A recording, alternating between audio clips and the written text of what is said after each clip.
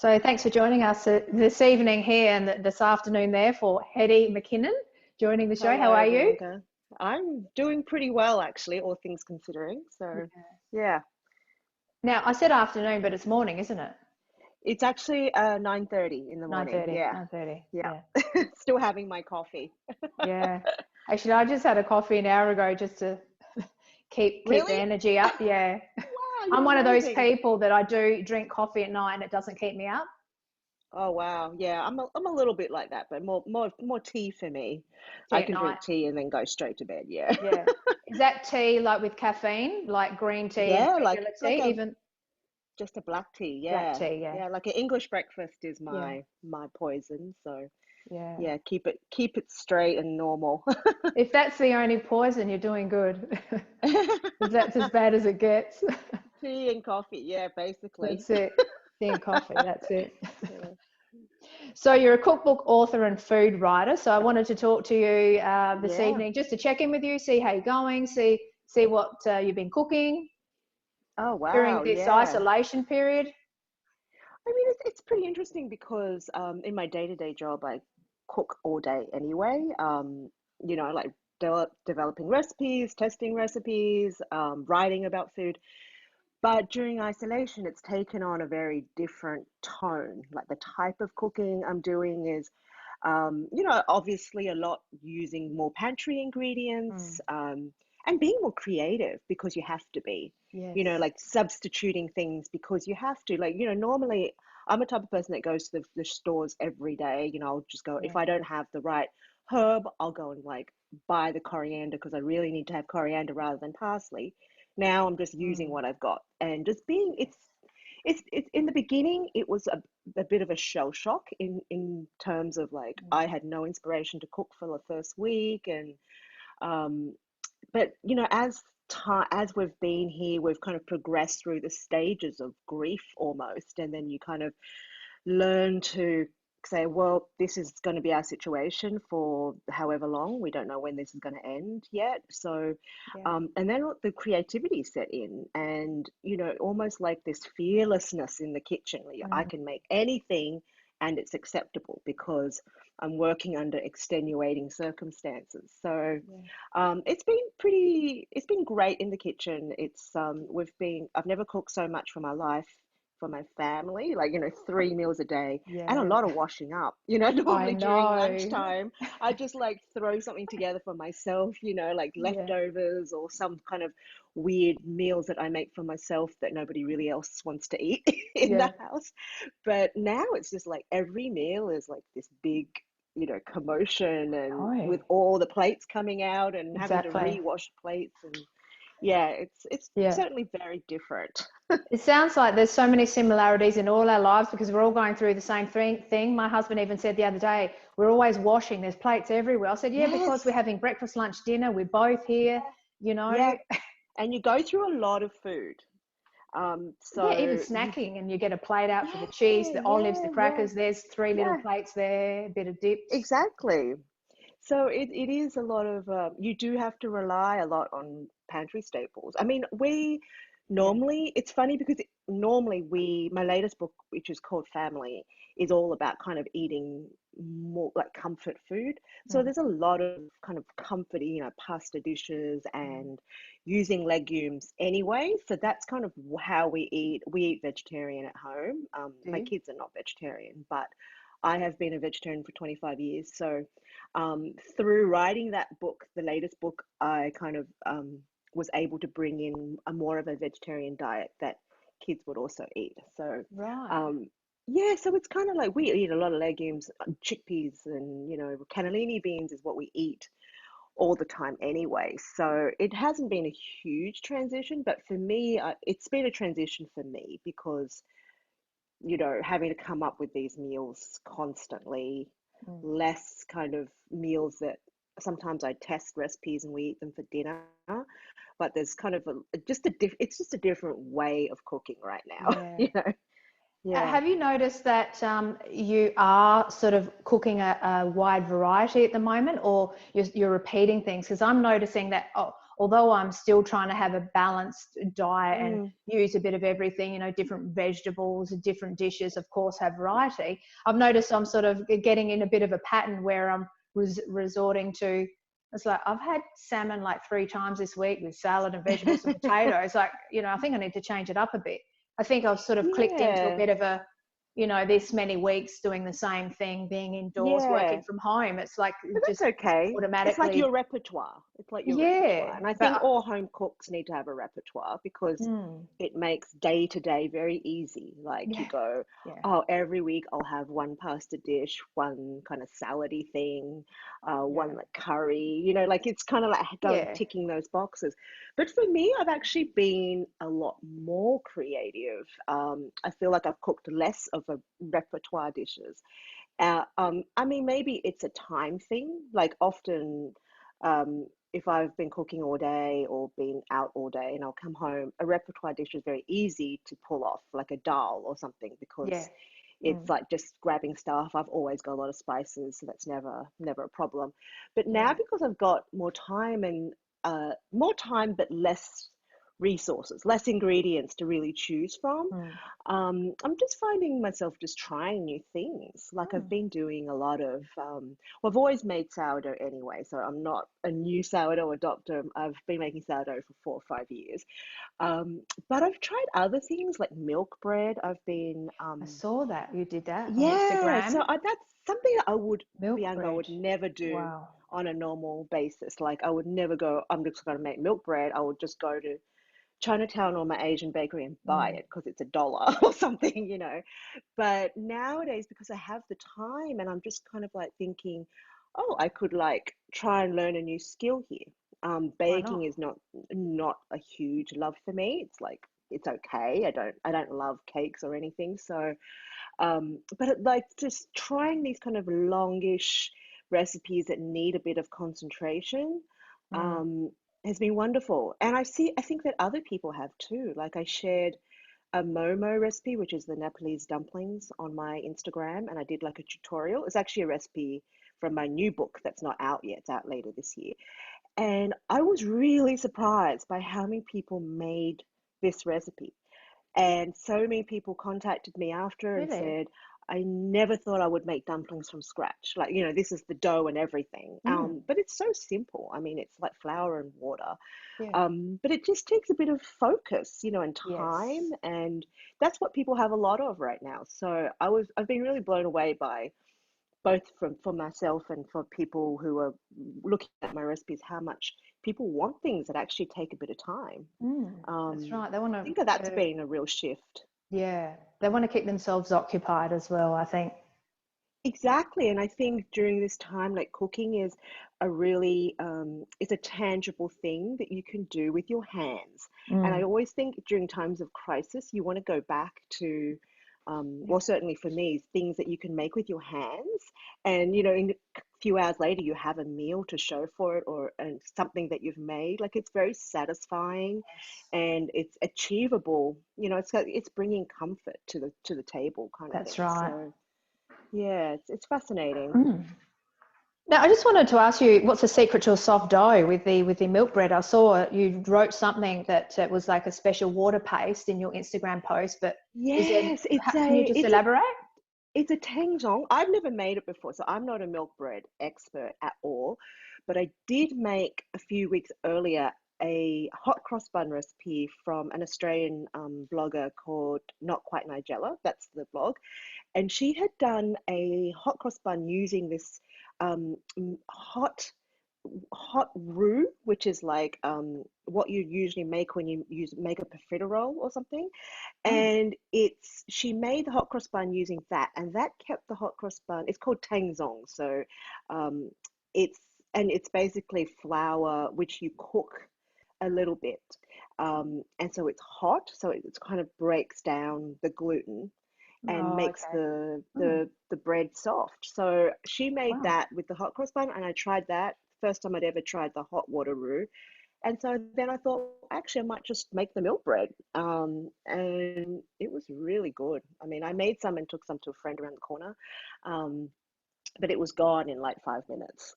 Of It course. probably took me like an hour, 2 hours. It's actually a 2 day process because I left it in the fridge overnight, Yes. like to rise and everything. But cook all day and it goes in Wow. 5 minutes. That's Oh that's the dear. norm. Yeah, that's it. Do you do batch cooking sometimes? While you're at it, maybe do half a dozen.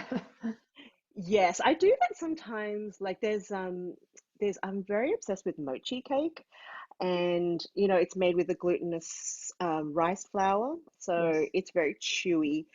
And Mm. when I make that, I will usually do like a double batch, like 24, and I put them in the freezer, and then like you just put 24.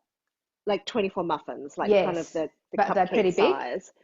Yeah, they're pretty big, but I'll do 2 trays of it. And really, one tray goes very quickly because we have 5 people in this house.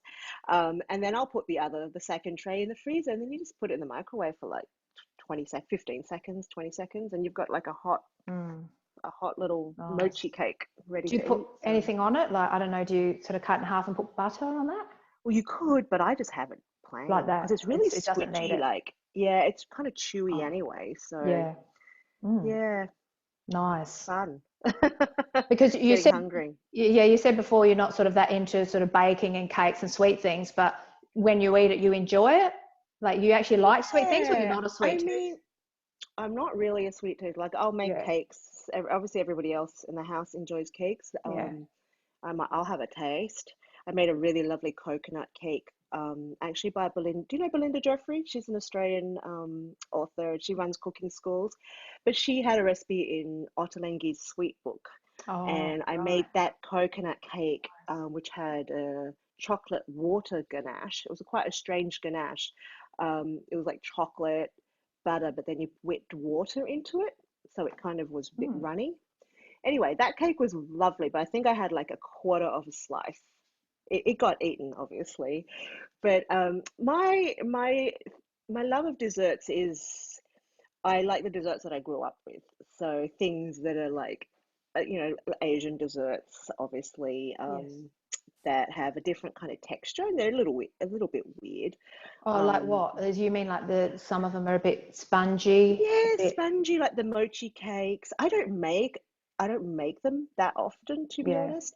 But the desserts that I do love are those kind of, they're almost a little bit savory. Like there's this one soup that like it's called tong sui, so it's a sweet dessert and it's a soup. So Really? Hot? yeah, Chinese, yeah. So Chinese have a lot of hot Gee. soups for dessert, and they're sweet. Oh, So my very, very favorite one is a black sesame soup. And actually, my daughter's made it before. It's very easy if you've got like ground up black sesame. But it's mm. basically a black sesame paste with glutinous rice flour and sugar, and then you cook it down in water. But it's Mm. like a sweet black sesame soup. But that's probably my favorite dessert Yeah, of all those kind of that genre of desserts. Yeah, sounds nice. yeah, it's lovely.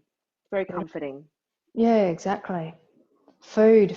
What would we do without it? And like I've even thought, I met someone a couple of months ago, and that it was the first person I'd met in my life, and they said that they only eat to survive. They actually don't like food. That was only the one person in my whole Oh life my I've gosh. ever I met. never understand that. I They're never like, I don't understand know that. what it is. They said they just eat to live, and if they didn't have to eat, they wouldn't eat. Like they just maybe they don't have taste. I don't know. Maybe it's something with their taste That's buds. But really, I think, oh, I felt yeah, so it's really sad. I sad. was like, oh, That's sad, isn't food it? is so Because good. absolutely, and I think most of us live for our next meal. I mean, I kind of wake Yeah. up thinking of what am I going to eat today? Yes, You of finish one course. meal and go, what's the next meal going to be? Like I'm like as I'm talking to you, I'm like thinking, what am I going to make for dinner? Like I've got a couple of ideas in my head, and Yeah. do I need to run to the store to get something, or can I make it with what I have? Like I'm always thinking about the next meal. Yeah. So And that's the yeah, fun of it too. Like, yeah. going out to the shops, like you said before, when you would go to the shops when it wasn't sort of COVID time and you Oh needed coriander, yeah, you'd go get coriander. That's part of the fun too, is going out, absolutely. getting in the car or walking or whatever, going to the supermarket, going through the aisles, just having a look. You see people, you talk to Oh people, you yeah. talk to the person at the checkout. It's an experience. I love grocery stores. I have to admit, anywhere I go, it's the first place I go. Like when I come back to Sydney, it's like, oh, let me go to Woolies. It's like the first place I want to Yeah. go because you see, like it's so much of a culture is in your supermarkets, and Yeah, it it's so is. great to see all the brands you grew up with and all the Mm. biscuits and stuff that you miss. So yeah, I'm a big grocery store fan. Did you grow up in Sydney or where did you grow up? I'm from Sydney, yes. Yes, you're from So Sydney. I was born in Sydney and I born and grew up in Sydney. We moved, and then we've kind of like my husband and I, since our mid 20s, have kind of moved around a little bit. So we went to London for a few years, and came back to Sydney. My oldest daughter, who's now 14, was born in London, but then I came back to Sydney. We had two more boys, and we were in Sydney for like ten years, and then moved to New York. So we've only been here for like 5 years, although it feels like a lifetime, to be completely honest. What's it like living in New York? Ah, it's it's a pretty amazing city, and I have to say it's very intense all the Yes, time. I mean, we really. live in Brooklyn, so we have a bit more space, but it's a very intense lifestyle. You're on the go all the time. It's the hustle. The hustle Yeah. is real, and it's not only for us, it's for the children too. Like school is a hustle. Um, there's a lot of competition. There's a lot of everyone is pushing, pushing, pushing. But that's so when we first So got here, when you I say really pushing, what do you mean? pushing to be the best, Oh, like right, pushing like that. to, Success, get the best success. Yeah. grades, to Yeah. get into the best schools, to I get see. into the Yeah. best sporting teams. It's a very intense Competitive, is lifestyle, it? Yeah. competitive, absolutely. And, if it were up to me, I think it's unnecessary because, I think it's the way we grew up in Australia is great, and Oh, it's yeah. that's the best kind of level. You don't need to be pushing 4-year-old kids to get into the best schools. Yeah. But there's something about the energy here that makes you produce great work too. That's Like for true. That would me, happen. yeah, I feel incredibly creative here and being amongst, I really found my culture being in New York, like I mean, I'm Australian of Chinese heritage, and I really have really reconnected a lot with my Chinese heritage actually while being away from home. And probably a lot of that is homesickness Yeah. and grasping for nostalgia and not being with my mum, who's, Mm. when I'm with her, she's the one that takes care of all the Chinese food. And I don't need to Yeah. cook those things because she's going to do it. So being away from home really stirs a lot of creativity in me. So from that point of view, I do get a lot from the city. And it's funny because being in quarantine has really made me appreciate the city a lot more and Yeah. wanting to go back because, sometimes on a day to day, Bianca, you get kind of, it's like, oh, it's a daily drudgery of everyday life. Mm. But now that we're not allowed to experience the city, and Yeah. I really miss it. I miss that energy. I miss getting on that subway and, you know, You would. pushing your way on and, going Yeah. to Chinatown and having a really cheap, great meal with friends, having coffee. It's those sort of everyday things that you miss. So, Mm. So yeah. what are you doing there? Like, what is it like on the streets and when you go out? Like, I know things have improved a little bit, but what's it like now? We don't go out much at So all you're still still. not, Like yeah, I mean, it's not been lifted at all, the all quarantine. right. So, there's still a lot of people dying. There's been about 30, I think 80 cases, but 30 confirmed, of kids having, have you heard of that? That Yeah. strain, there's a strain of Yes. it now with Mm. children. I mean, school's out till September, to the Right. new school year will start in September. So we don't even know if they're going to go back in September at this stage. So we don't really go out. I maybe go out for a walk once or twice a week, Mm. but I am trying to stay inside, Yeah. and I think that's the general ethos. But there is some areas like the parks are packed with That's what I people. saw on CNN or Yeah, BBC. One of them I saw people yeah, and out, keeping their that's distance, but they were out in the park. yeah. Yeah, I mean, I think that's a problem because we did go to a park like 2 weekends ago, but there were police there, and Yeah. people were, it was definitely social distance, like nobody was on top of each other. Yes. But I've heard at Central Park and at some of the other bigger parks that people have been like, it's been packed. So I don't know. I don't think it's been, I've heard about what goes on in Sydney and Melbourne, and people are Mm. much more like, I feel like the police has been much more like issuing fines, and people have been kept in quarantine, people There, who've where arrived you from, are? no, in Oh, Australia. on So Australia you're talking about. Okay. yeah, I Yeah, feel it's like a bit Australia's done a much better job in actually enforcing things. right. Like we're in quarantine, but there's a lot of people walking around with no masks. Right. There's a lot of people not doing the right Yeah. thing because there's no consequences for it. Yeah. So I don't know when this is going to end here. Oh It's kind of dear. frustrating. Yeah. Yeah, Yeah, I understand, of course. Well, hopefully, yeah. fingers And crossed. I guess we just keep cooking. That's it. Keep cooking. Yeah, Feed us all with food.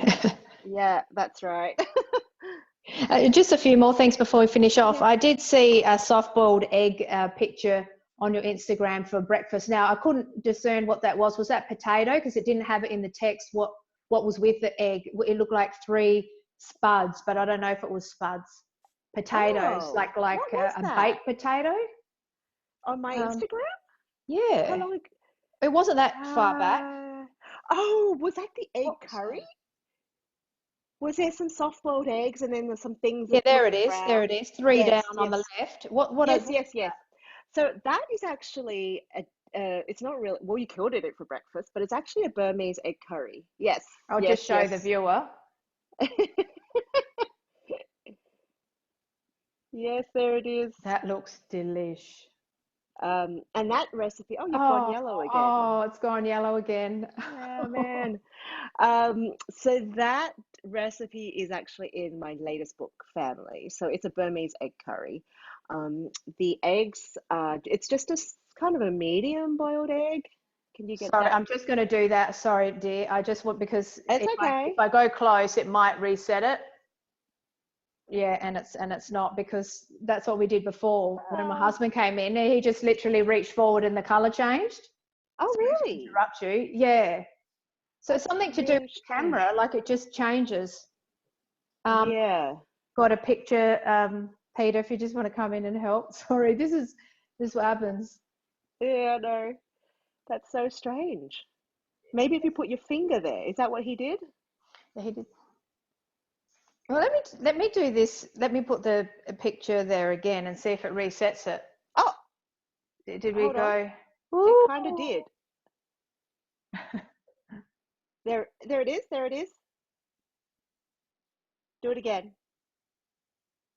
There it is. Changed a little bit. Is it normal now? It The looks picture normal. went yellow again. Sorry. Is it It normal looks normal. now? Yeah, it Is it? looks normal now. That Okay. is so strange. Yellow.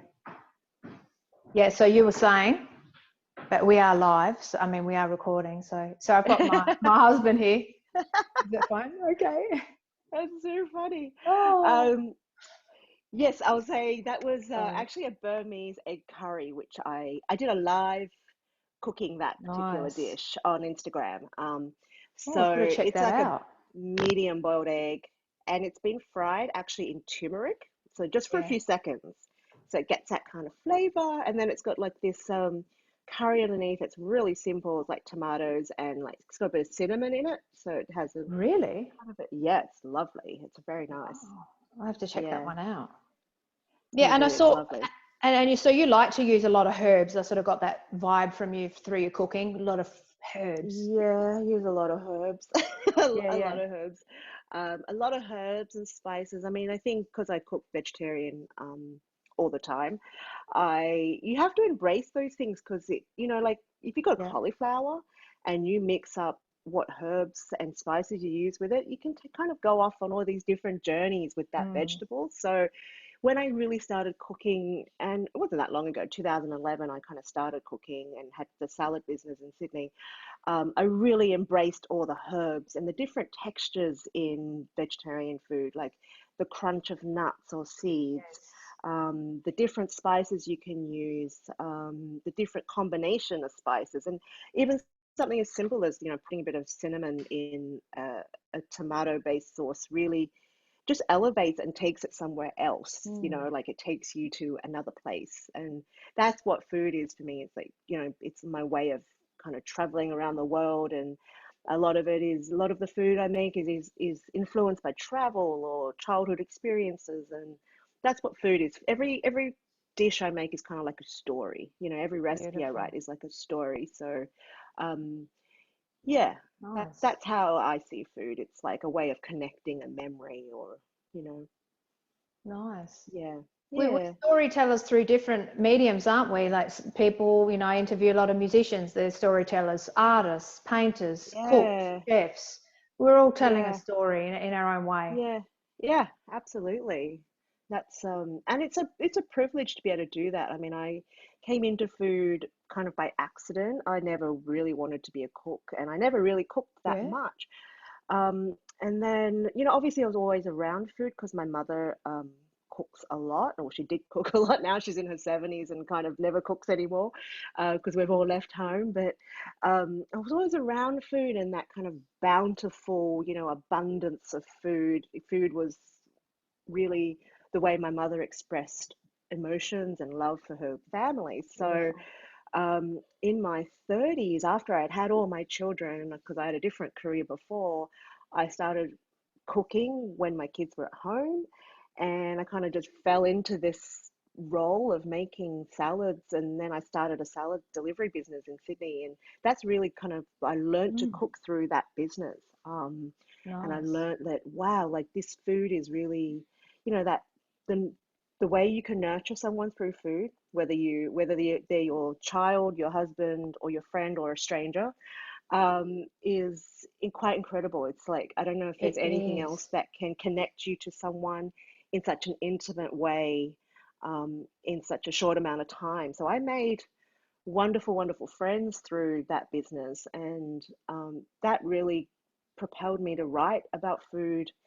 Um, in a more meaningful way. And that's kind of what I do now. Like, I don't deliver salads anymore. I mean, I still love making salads because they're really my ultimate expression. Like, I feel like I can make a salad out of anything. Yeah. But food now, like writing about food and through my magazine Peddler, and it's all about kind of connecting people, connecting past and present, and just kind of building kind of bridges and gateways. And that's what food is to me. Mm. So Yeah, I saw yeah. your cucumber and feta salad. That looked beautiful. Oh, that was so good. Yes. Yeah, So and that was simple and good vitamins and minerals for our body. Obviously, the cucumber and feta cheese is good. We need the dairy, the calcium. yeah, Just yeah. I simple, mean, beautiful. yeah, and cucumbers like something I've really gotten into like since in quarantine, because it's like I try and buy some every week. Like I'll buy a big, bag of it or something, and there's lots of different things you can do with it. I've been like marinating it just in like sesame oil, if I want a bit of a more Cucumber, Asian. Yes. So I just nice. cut it up, put sesame oil and a bit of salt on Be it. nice, warm. And yeah, and like you just let it sit, and then I Oh, put like a heap of sesame seeds on it. My mother always cooked cucumbers, so she would put it in oh, soups. So cooking, so actually in my latest book, there's like a charred cucumber, Greek, like kind of like a Greek-ish salad, but the cucumbers have been charred, so it's very delicious gee, when it's a little bit yeah. cooked. I Yeah, haven't really heard of that. I mean, I know you can do it, yeah, you should give it a but I go. It's haven't kind of heard like, of. I haven't yeah, heard of it much. yeah, That's give it a good. go. Yeah, I will. Excellent. It's the potential of vegetables. You can do Of anything. course, I know exactly. Do you like Greek food, or do you cook a bit of Greek food? Moussaka. Um, I am so into Greek food right now. I don't know Yeah. why. I think, I've been watching MasterChef, the Australian MasterChef online, and I've been just so inspired again by, um, like food in Australia is so diverse. I mean, Yeah. food in New York is diverse too, but America as a whole, it's not very diverse. So, Yeah. we have kind of the best of both worlds, but Australian food is like so far ahead of the world. It's really like the diversity in the way, the respect we give to cultural food is really Mm. quite unique, I think. So I've been just I don't know why, it's like I don't know if someone made a Greek dish on MasterChef, but I've been like really getting into I think I also bought a bunch of dill, and so I've been making lots of things with dill. But yeah, last night I made this. I think when you saw the cucumber and feta salad, I'd made like a puttanesca type um, risotto, which is one of my Yeah, I recipes on saw one that. of the columns I write. But I used farro instead. It was kind of like a big mashup. And then I thought, oh, I kind of want something fresh on the top, so that's why I made the cucumber and the feta Mm. salad. And there's a heap of dill in there, and it's kind of like, oh, this is a bit of an Italian dish that kind of tastes Yeah, Greek. the onion, the So garlic. Yeah, yeah, exactly. So yeah, it's all a bit beautiful. of a mashup, but that's the That's way it. food evolves, and that's the way recipes evolve. I always encourage my people that cook from my books or my recipes to make substitutions. Like, I'm not like kind of dogmatic about ingredients. Like, use what you have, Yeah. because that's when you discover new things. If you're always just sticking to one recipe, I think food doesn't Mm. evolve. So I think it's important that people find their own way too with food. Nice. Perfect. Yeah. Perfectly said. So, how can we get your books, your podcast, follow you, see what's going on? Oh, okay. So you can find me at Hetty McKinnon on Instagram. That's my name. And I've also got I was talking about you mentioned my podcast, which is called The House Specials. That's Nice. actually the podcast of my independent food journal, which I created. It's called Peddler. And you can find that on Instagram at Peddler Journal. The House Specials is on everywhere where podcasts are heard: Apple Podcasts, Spotify, Anchor FM, and all the links are on Mm. the Peddler Journal website. And my books are available everywhere. So Excellent. anywhere you buy good cookbooks, you'll be able to find mine. So yeah. And you've got one coming out the end of the year, you said. Yeah, so I've got three out. I mean, Community was my first book, which is the one that people really love. The fifth anniversary edition came out only last year, 2019, and it has 20 new recipes. And then Neighborhood, those two are both salad books. And then Family's my latest, which came out 18 months ago. And my new book is out in October 2020 at the moment. So Yeah. hopefully that all still goes ahead. And Nice. that's an Asian book. So all the recipes are vegetarian Asian recipes, and it's so delicious. I've been actually cooking a lot of those recipes for the family during quarantine, and we've been enjoying it a lot. So And there's yeah, so many, look, we can have a fantastic diet and a healthy diet that's so tasty, vegetarian. You hear meat eaters say, oh, but how can you be sustaining your life on a vegetarian diet? But you yeah, can, and it's so vast, so much variety, so tasty, so healthy, so many options. yeah, absolutely. I mean, you just have to think about. I mean, I think sometimes it's like a real mental shift. Like when you eat Yeah, meat, sometimes you have the protein and the vegetables, it's just a little thing on the side. But yeah, when you have to turn that vegetable into the main part of the meal, you have to think about it differently. You have to, that's and right. that's where the spices come in. That's Yeah, where the herbs come in. That's where the textures and the layers of flavor come in. And I think that's what makes food really exciting is, like having to think about it. It's not that's right. hard, but it's just having to think a little bit.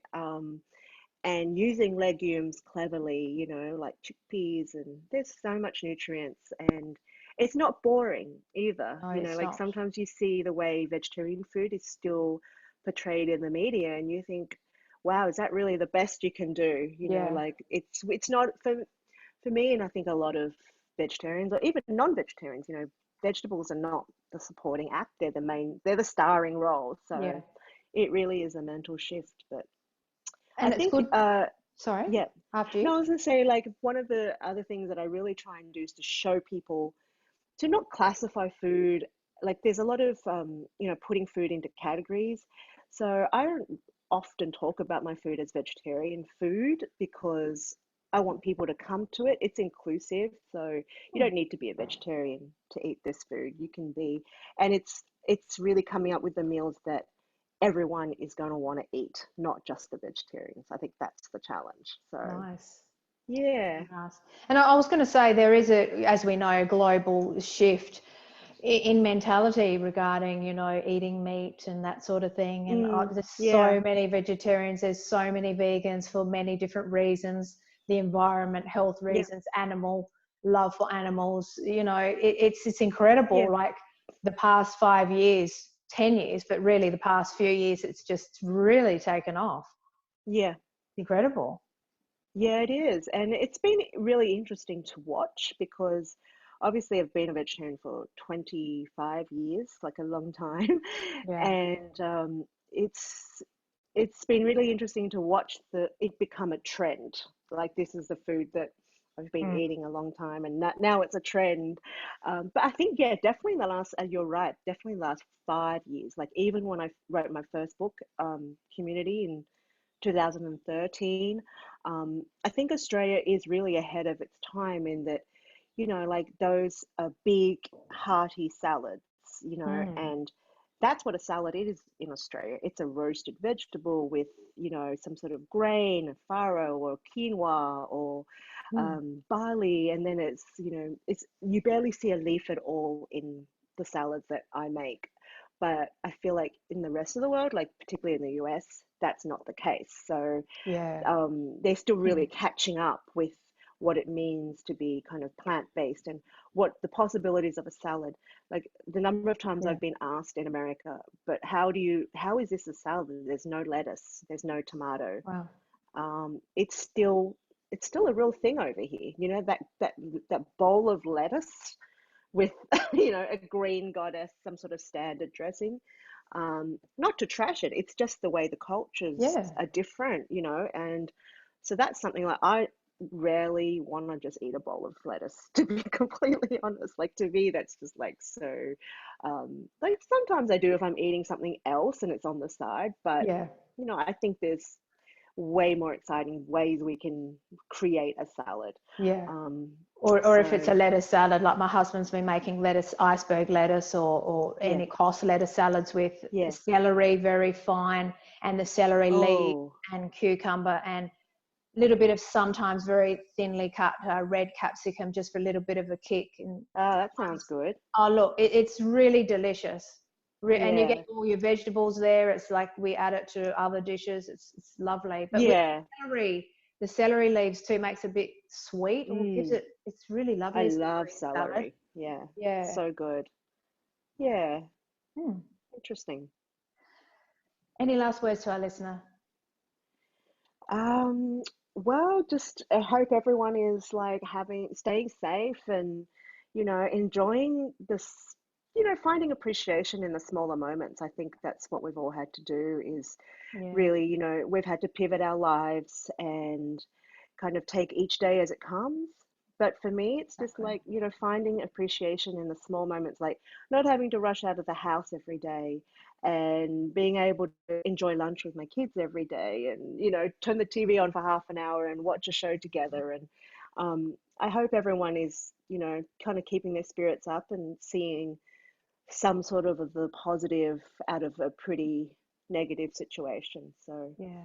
yeah, Well said, well said. And then that's true. Like we do feel that, like, as frustrating as it can be, being our lives having changed so dramatically. I think, yeah, we're all finding, I've even noticed that too. Of course I'm still working, but yeah, I'm finding more time. I don't feel as stressed. I feel almost calmer the past 6 weeks. Apart from the first week, it was hard, but I've slowed yeah. down. Even though I'm still working, I feel a bit okay. There's less pressure. Everything's just settled. And a lot of people Yeah, absolutely. I meditating agree. more, they're walking their dog, they're hanging out with their family. Yeah, I think we've Incredible. all had been, maybe this was like, I don't know, a force that was telling us we all needed to slow down Yeah. and, live our lives a bit differently. We've definitely been looking, I mean, we haven't been going out much, but I've been doing like kind of, yoga at home and riding my we Nice. bought an exercise bike and everyone's been Good riding that move. every day. Yeah, Doing it's that. been That's great. We just good. bought like a tiny one and everyone rides it for like an hour every day. It's been Really? great. And this is more time than I normally give myself. Like normally you know, if I exercise in the morning, I'm like, oh, half my day is gone. I can't do that. So now it's got really forcing ourselves to really, you know, look after ourselves a bit more That's because, true. you know, because I walk everywhere. We don't have a car. So, you know, you don't get that normal exercise you do just from everyday life. So Yeah. you're forced to think about things a bit more. So that's not a bad thing either. That's right. Exactly. The yin Yeah. and the yang, the positive, the Yeah. negative. Yeah. Achieving balance. I think that's all what we're trying to do is achieve some balance in Yeah. everyday life. So Yeah. yeah, I and keep think cooking. we've done that. I think we're Yeah, doing that, aren't we? we're trying, doing our best. Thank you for sharing all that with us and the recipes and the little tips and talking with us. Thank you very much. Thanks, Bianca. Lovely to chat to you. Yeah, you too. Take care. Okay, thank you. Bye. Bye.